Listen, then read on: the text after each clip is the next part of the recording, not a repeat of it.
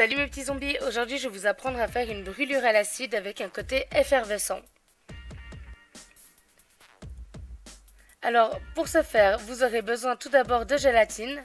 Celle-là vient de chez Meron, je l'ai placée dans un petit verre, puis dans un bol, puis j'ai rajouté de l'eau chaude.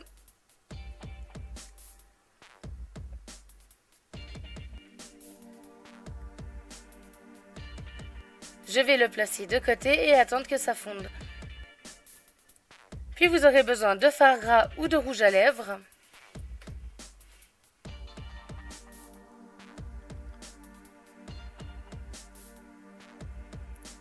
D'une spatule, d'un pinceau crayon et d'une éponge. Donc celle-là est déjà utilisée, mais je vais réutiliser les mêmes couleurs. Pour l'effet effervescent, vous aurez besoin d'acide citrique, de bicarbonate alimentaire et de colorant ou ce que vous voulez. Vous aurez besoin aussi d'une cuillère pour mesurer et d'un petit récipient. Je viens mettre tout d'abord 2 jolies cuillères d'acide citrique dans mon récipient.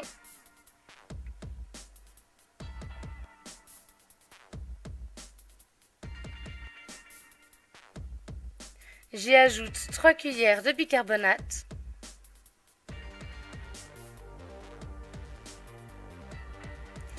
Puis je vais venir ajouter de la maïzena. Donc plus vous mettrez de maïzena, plus ça vous fera un effet épais au niveau des mains. Donc si vous voulez quelque chose d'assez fin comme moi, vous ne mettez qu'une grosse cuillère. Vous faites vraiment un gros dôme sur la cuillère. Si vous voulez faire un effet plus fort, plus long, vous pouvez rajouter encore de la maïzena, mais ça fera moins de bulles. Ensuite, j'ai pris mes colorants, donc c'est des colorants alimentaires. J'ai choisi de le faire en vert, donc pour ça j'ai pris du jaune et du bleu. J'avais pas envie de prendre le vert directement, je trouvais que c'était pas le vert qui correspondait à ma blessure. Je viens tout d'abord mettre ma couleur jaune dans le petit récipient avec la maïzena, le bicarbonate et l'acide citrique. Puis je viens mélanger.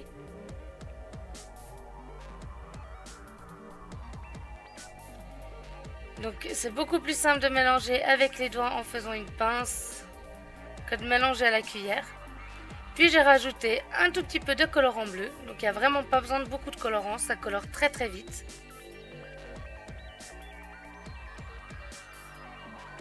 J'ai rajouté un petit d'eau pour que ça soit plus facile à mélanger. Ça va vous donner une espèce de sable humide, un peu comme pour faire des boules de bain. Sauf que vous ne mettez pas d'huile essentielle dedans, sauf si vous voulez que votre blessure sente bon la fleur des champs. Voilà ma poudre terminée. Donc là, je vais faire un petit test sur ma main pour voir si l'effet me convient. Donc je prends un petit peu de poudre, je la pose sur ma main. Et je viens mettre de l'eau. On va voir que ça me fait de belles bulles et que la couleur est plus jaunâtre, vert sale en fait, jaune sale on va dire. Et du coup c'est parfait pour ce que j'ai envie de faire. Donc j'essuie bien ma main.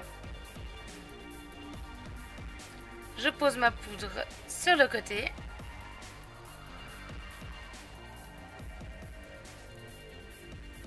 Et là maintenant je reprends ma gélatine. On peut voir qu'elle a bien fondu. Elle est bien liquide. Donc je teste d'abord sur le bout de mon doigt pour voir si elle n'est pas trop chaude. Pour ne pas me brûler, parce que j'ai pas envie de me faire des vraies brûlures quand même. Je suis pas encore sadomaso. Et ensuite je viens l'étaler sur ma main. Donc comme pour la première brûlure que je vous ai montrée. J'en mets vraiment partout où je veux avoir l'effet.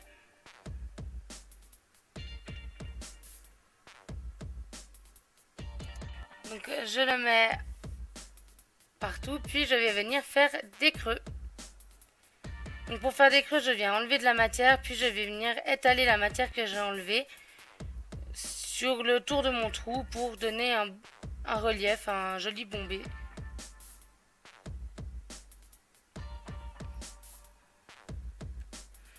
Donc bien sûr, comme habituellement, j'en fous partout.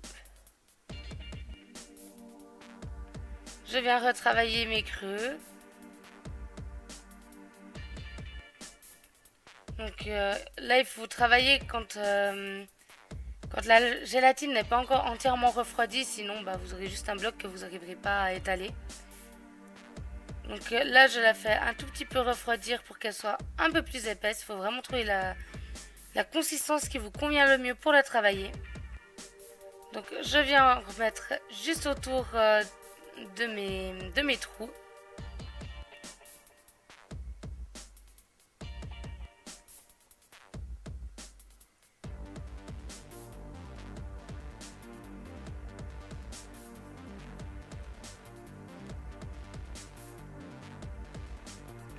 Puis je viens avec le côté pointu et là je vais à nouveau racler pour faire donner de nouveau de la profondeur à mes trous pour être sûr que ce soit très très fin au niveau de la peau et que ça me fasse vraiment de bons gros trous. Il n'y a pas à dire, j'adore me faire des trous dans les mains.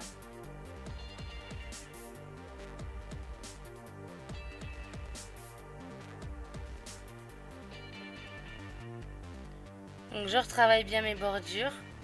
Si je vois que j'ai des gouttes qui tombent le long des doigts, je vais venir les essuyer.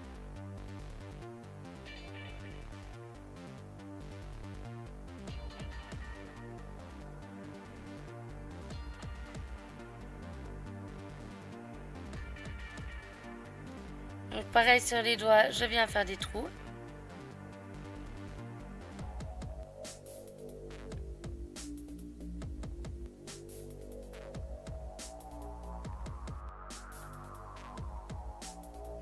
L'important dans ce maquillage, c'est vraiment de bien travailler les bombés et de faire en sorte que ça se fonde bien dans la peau. Que ça ne vous fasse pas juste des gros boudins de peau sur le côté de vos trous, sinon ça donnera pas très fin, donc j'allais dire pas très joli, mais je crois que le terme est un peu mal choisi pour ce genre de maquillage. D'ailleurs, quand les gens me mettent un commentaire genre Berk, c'est dégueulasse, je suis contente. Je suis vraiment étrange en fait. Donc là, je suis allée passer ma main sous l'eau froide pour faire refroidir plus rapidement la gélatine. Je viens l'éponger.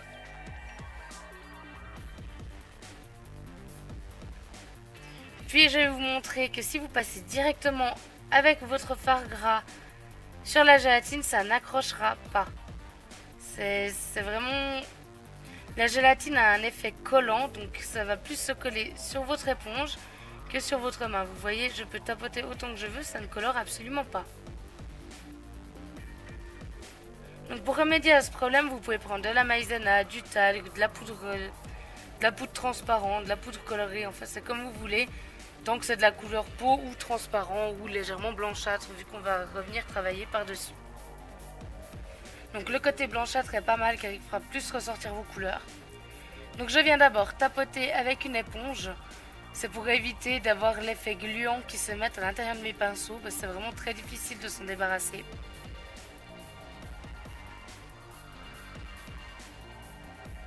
Donc je laisse bien imprégner.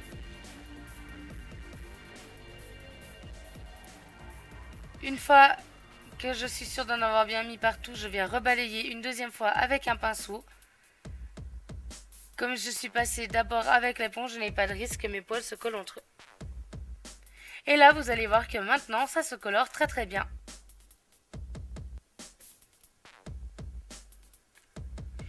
Donc je commence par mettre du fard rouge un peu partout sur ma blessure.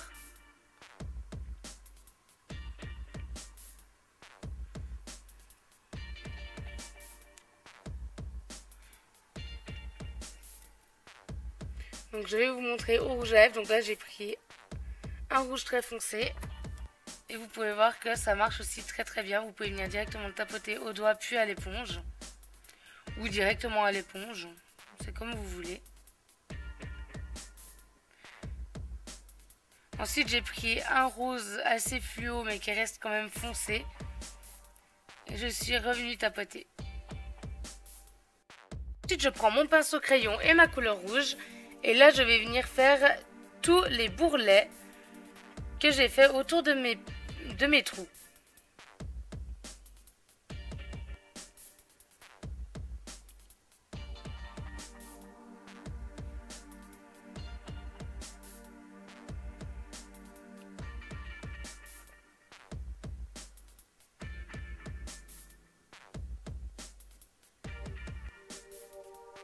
Donc il faut vraiment bien passer partout.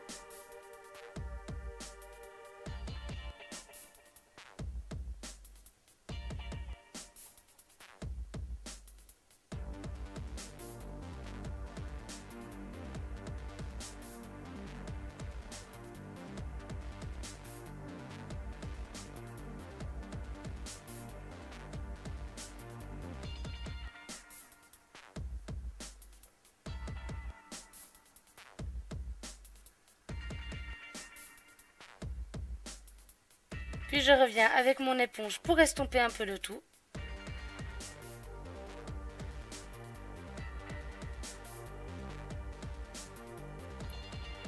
Je mets aussi un peu plus bas sur mes doigts.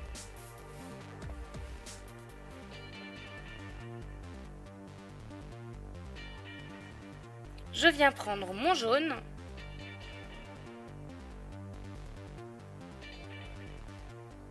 Je le nettoie vite un petit coup parce qu'il avait de la couleur qui s'était mis à l'intérieur. Je vais nettoyer mon pinceau.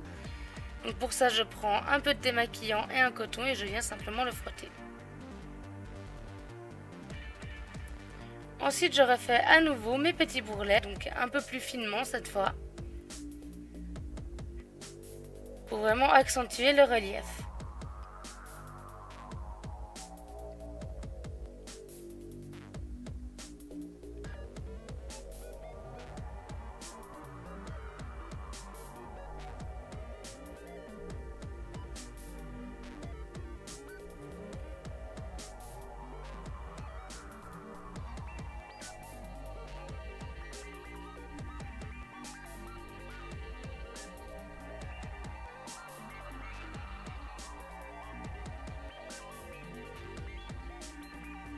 Donc là, on peut voir que la blessure avance très très bien, que ça donne déjà un bon effet.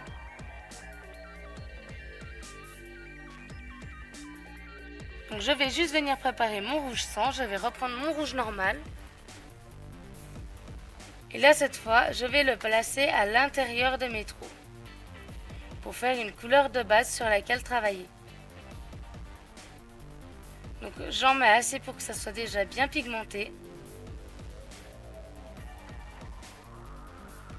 Je fais attention à ne pas laisser de trous libres, donc je passe vraiment bien sur les bords de la blessure.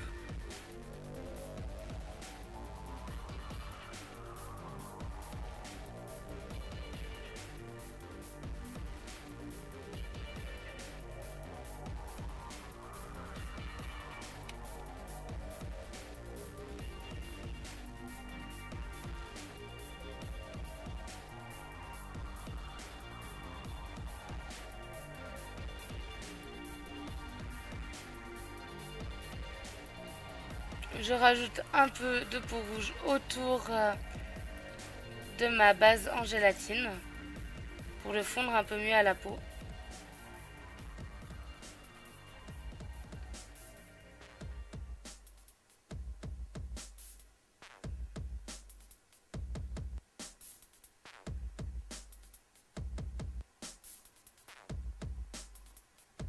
Puis avec mon rouge sang, j'en prends bien, il faut que ça soit assez pigmenté, parce que comme on va mettre du produit par-dessus, une partie de la coloration va quand même partir. Donc je viens faire les ombres à l'intérieur de ma blessure, donc pour ça je fais d'abord les contours. Et j'estompe très légèrement vers l'intérieur. Si la blessure est plus petite ou que le trou est trop petit, vous pouvez faire l'ombre uniquement d'un côté et venir l'estomper vers l'intérieur.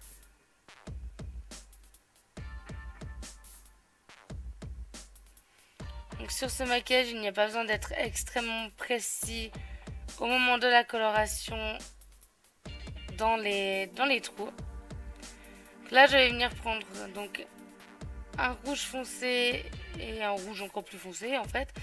Et je vais revenir à nouveau mettre à l'intérieur. Donc le rouge à lèvres a l'avantage d'être quand même plus gras que le fard gras. Donc le fard gras est quand même très pigmenté, donc plus dur au niveau du pinceau qu'un rouge à lèvres. Un rouge à lèvres s'étalera largement mieux.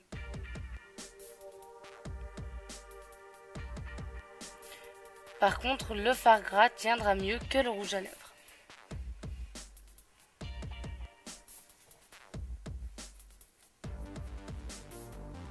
Donc je rajoute quelques taches un peu plus foncées.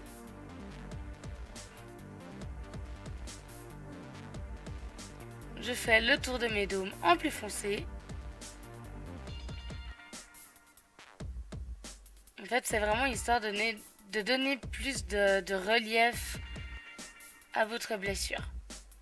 Parce qu'il faut vraiment quelque chose qui ne soit pas plat, donc il faut beaucoup jouer sur les ombres.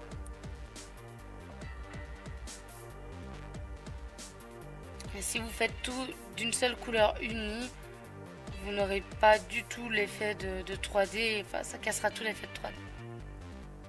Donc je vais venir huiler légèrement pour donner un côté un peu plus suintant.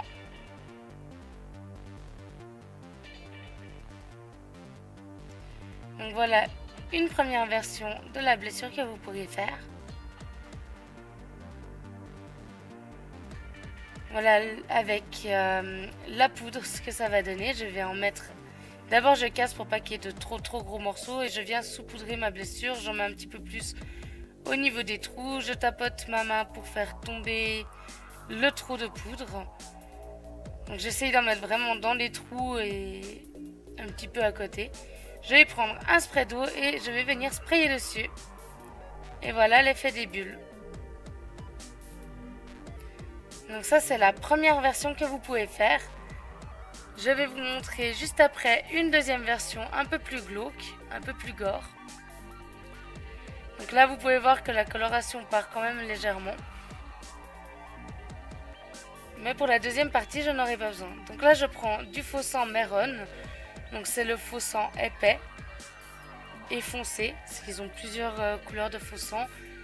Mais celui-là je trouve c'est mon préféré de faux sang. Parmi toutes les marques que j'ai essayées, c'est vraiment celui que j'aime le plus. Donc je viens remplir mes dômes avec du faux sang, c'est pas grave si vous dépassez. Après, n'en mettez pas partout non plus, sinon vous casserez complètement l'effet justement au niveau des ombres, ça sera pas joli. Donc pour le mettre, j'ai pris un Q-tips que j'ai trempé dans la bouteille et ensuite je viens simplement mettre au niveau de la blessure.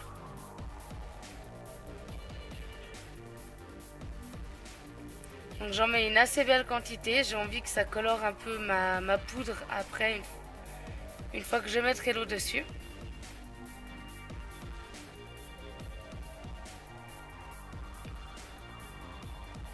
Comme il va se liquéfier avec l'eau, ça donnera une jolie couleur rouge à certains petits endroits. Ça fera vraiment comme si j'avais la chair qui était en train de couler. C'est magnifique. Donc là je vais me permettre d'en mettre un peu plus. Donc vraiment à certains endroits quand même. Je reste quand même au niveau des dômes au maximum.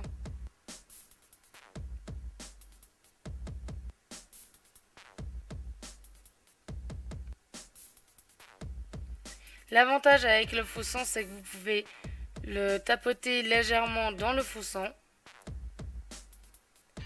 Après, évitez de prendre peut-être des faux sangs qui sèchent à l'air libre. Parce que moi, celui-là ne sèche absolument pas. C'est un faux sang qui reste toujours liquide. Vous pourrez le laisser 3 jours avec la bouteille ouverte. Il ne deviendra pas solide. Ça restera du faux sang liquide. Et c'est d'ailleurs ce que j'adore, parce que ça fait vraiment... en soirée, je trouve que c'est plus pratique, ça tiraille pas la peau. Tandis que quand on a du faux sang qui sèche sur la peau, ça peut vite devenir dérangeant. Donc je viens en mettre, on peut voir que je tapote très légèrement directement dans le dôme. Je tapote un peu ma main. Donc là j'en mets vraiment beaucoup plus que sur la première version parce que on va vraiment jouer sur l'effet de coloration avec le faux sang.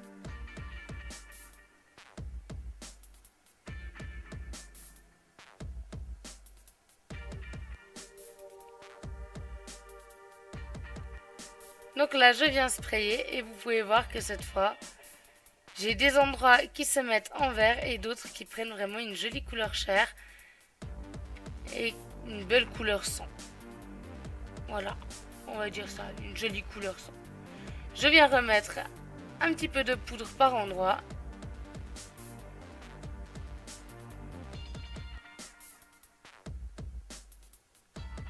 Donc la gélatine tient très bien sur la main, donc vous pouvez vraiment vous amuser à remettre plusieurs fois de la poudre.